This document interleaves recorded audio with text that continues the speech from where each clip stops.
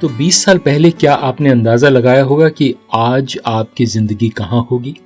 हम में से ज्यादातर लोगों के लिए इसका जवाब साफ तौर पर नहीं है, क्योंकि चीजें अनजान मोड़ ले लेती हैं, है ना? जिंदगी हमें अब एक ऐसी जगह ले आई है जिसकी हमने कभी कल्पना भी नहीं की होगी। नमस्कार, मैं हूं क्रिस्टोफर सिंह और आज के ताजा कार्यक्रम में एक बार फिर आपका स्वागत है। और आपने जितने भी उतार चढ़ाव देखे हैं, उनमें बेशक ऐसे पल भी आए होंगे जब चीजें समझ से परे थीं। ऐसा क्यों हुआ? ये कैसे सही हो सकता है? मैं खुद को इस स्थिति में कैसे फंसा पाया? कई दशक पहले जब मेरी उम्मीदें और सपने मेरे सामने बिखर गए थे, मैं जरूर ये सवाल पूछ रहा था, और तब मैं कभी सोच भी नहीं सकता था कि मैं यहाँ आपके साथ ताज़ा कार्यक्रम में होऊंगा। और इस दौरान मैंने ये पाया कि बाइबल में जैसा लिखा है भजन संहिता 18:30 में, परमेश्वर का मार्ग सिद्ध है, यहोवा का वचन सत्य है, वो उन सब की ढाल है जो उस पर शरण लेते हैं।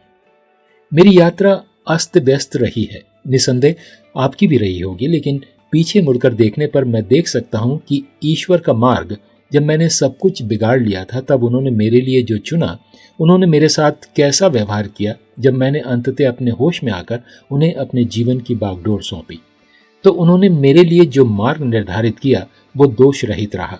पूरी तरह से उनके वादे, उनकी बुद्धि, उनकी शक्ति मेरे अनुभव में इस हद तक परखी गई कि मैं बिना किसी संकोच के कह सकता हूं कि मैं उनका सत्य वचन मेरे अंदर सत्य है। और चाहे मुझे किसी भी स्थिति से गुजरना पड़ा हो, और कुछ भयानक भी था, कुछ दर्दनाक भी, और कुछ मैं अपने सबसे बुरे दुश्मन पर भी नहीं लाना चाहूंगा, उन्होंने मेरी रक्षा की।